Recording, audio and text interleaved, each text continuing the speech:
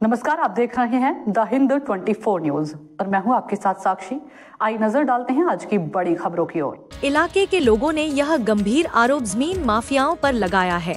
खड़दा नगर पालिका ने इस अवैध भराव के खिलाफ सख्त रुख अपनाते हुए 7 दिनों के भीतर मिट्टी हटाकर जलाशय को उसकी पूर्व स्थिति में लाने का नोटिस जारी किया था, लेकिन आरोप है कि रात के अंधेरे में जमीन माफियाओं ने नगर पालिका का वह नोटिस फाड़ दिया।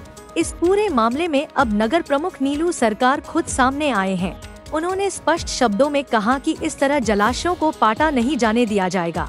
जो लोग इस तरह का अवैध कार्य कर रहे हैं उनके खिलाफ कड़ी कार्रवाई की जाएगी। पूरे मामले की जांच में अब रेहड़ा थाना पुलिस भी जुट गई है। আচ্ছা, কারা করাচ্ছে?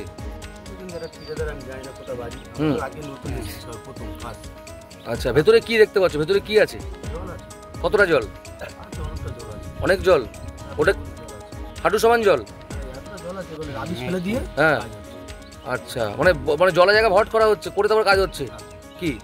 জলা জায়গায় আবিশ ফেলা হচ্ছে, তার মধ্যে পানি ঢুকছে। এখানে কলম ঢালাই হচ্ছে। কোথায়? কারা দিচ্ছে কলম ঢালাই?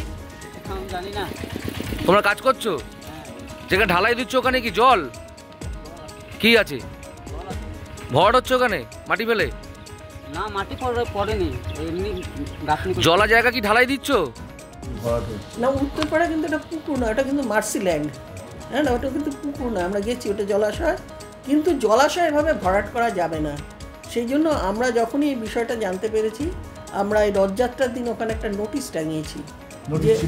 নোটিশ কালকে শুনলাম ছিঁড়ে ফেলেছে, এবং আমরা অলরেডি ডিএম, এসডিও, আমাদের সিপি সাহেব এবং খড়গড়া থানাকে অলরেডি ইনফর্ম করেছি, তারাও গেছে। কিন্তু বিষয়টা কি হচ্ছে, देखते रहिए द हिंद 24 न्यूज।